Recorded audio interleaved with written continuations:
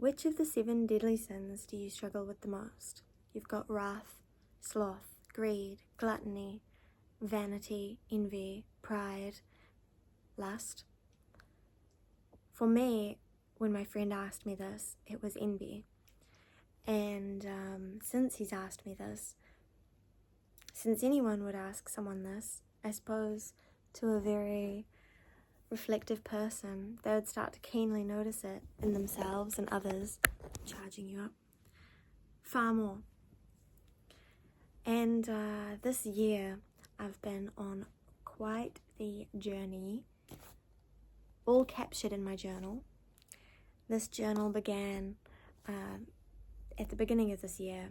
It's only the first day of the 5th month and it is already near complete, so you can tell a lot about my mental state through that, whether good or bad. There has been so much that I've wanted to talk to you about, but I haven't, because I felt like it wasn't cooked, it wasn't ready. Some of it is.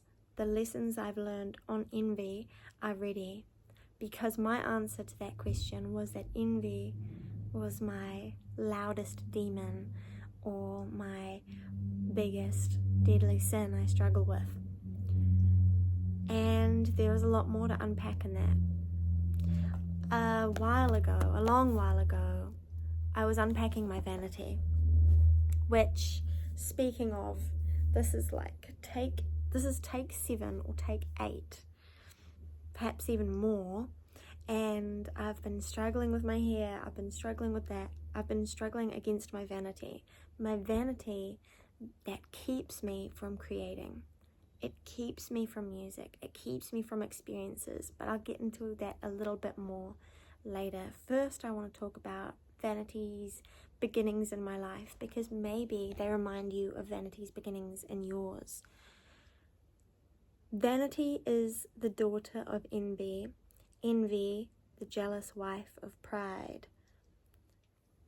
When I was a kid, my granddad raised me, and he would say to me all the time, "You're so vain." Now, I think that he just didn't really understand what being an 8-year-old, 10-year-old little girl was like. You're in a class, and I'm sure you guys can relate, even if you're maybe a 40-year-old man. Here's the story.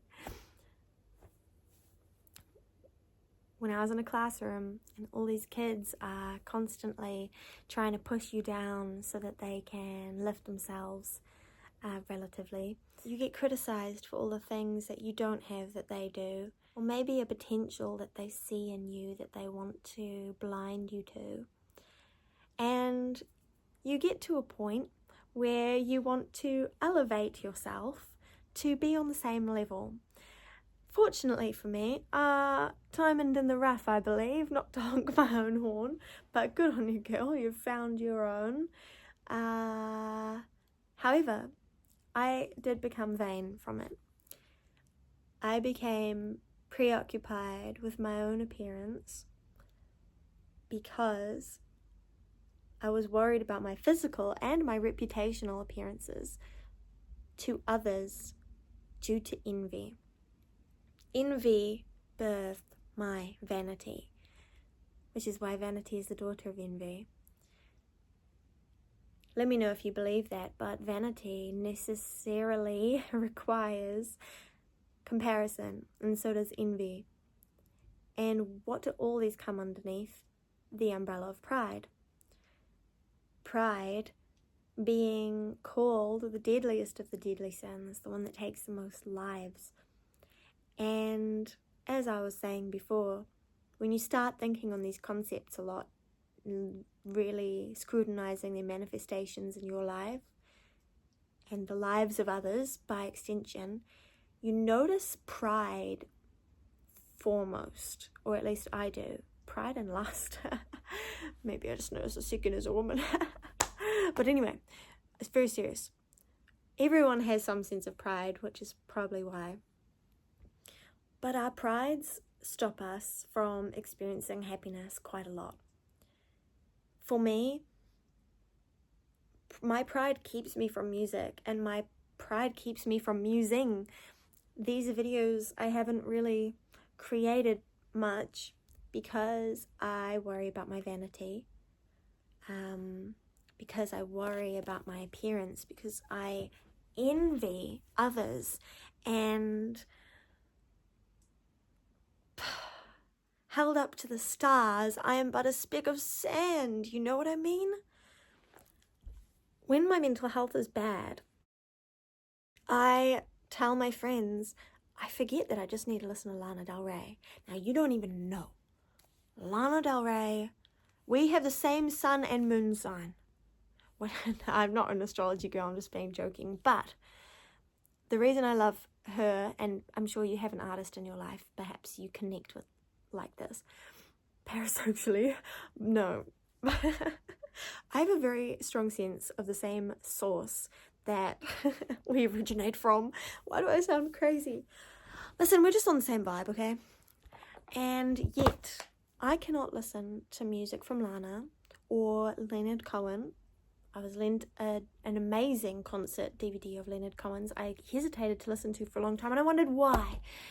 And I realized it's because I was scared to put myself in their space.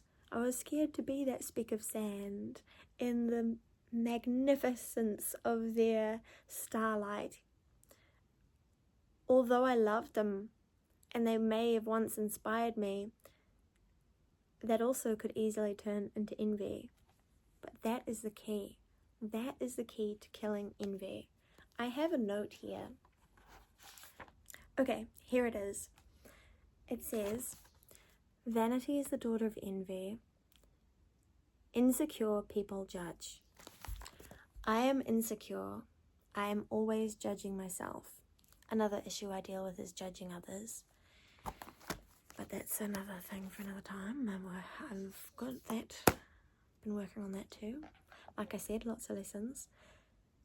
But that's stopped me from songwriting. It stopped me from even experiencing music because my insecurity gets in the way of my inspiration.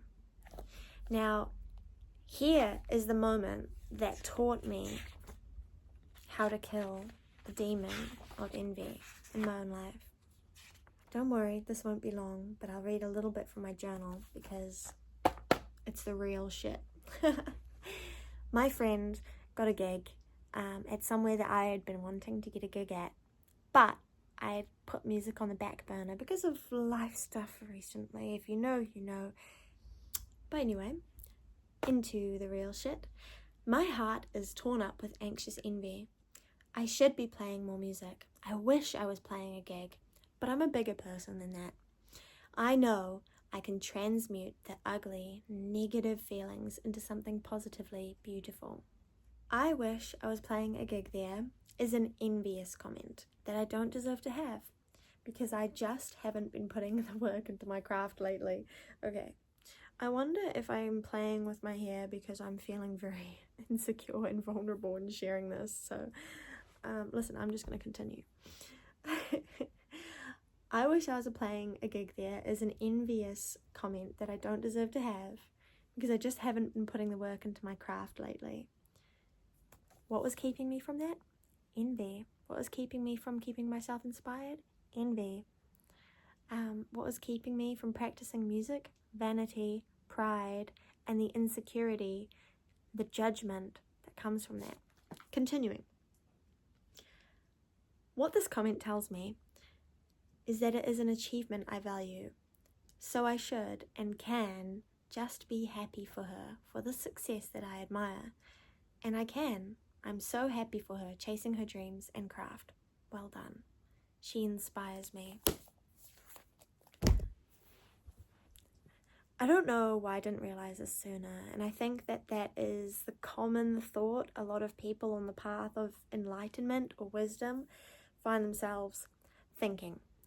Because we all know this. We all really know what's going on. I think it's our pride that puts blinders up and gets in the way. For example, my hair's changed again. My sister and I have different circumstances. Jordan Peterson once said, how can you tell if someone's a real friend? It's if they're happy for you when you win, like really genuinely happy. And I realized I wasn't really genuinely happy for people when they won. I would typically be envious of them. Due to our different circumstances, I'd be very envious of my sister when she won, and I would feel at a loss. However, this didn't come from me being an inherently bad person, though me being a bad person, me having undesirable qualities, came from the pride, the vanity, the insecurity, the hurt that I had inside. And to become an enlightened, better person, I needed to address that. And because I loved my sister so much, I worked at a rather early age, when most would let such pride and envy consume them. I worked to kill it. So shout out to my sister, I love you. You're amazing. She inspired me to be a better person and to love her better. That's where I'm going to leave this. Check in with your envy. Check in with your vanity to see if it is vain envy. And check in to see how your pride's going. Really, this morning, it is still the morning. It is dawn. I've been making this video on a rainy autumn morning. I listened to Lana Del Rey, and I couldn't help myself but record new lyrics and melodies for my own songs. Why? Because I was inspired. A lot of negative emotions can be transmuted into something positively beautiful. I encourage you to remember this and scrutinize them at every opportunity you have, with love and compassion for yourself, so that you can defeat the demons of pride, envy, vanity, and have a really good life. Love people better, love yourself better, and celebrate more wins. Anyway, have a lovely day.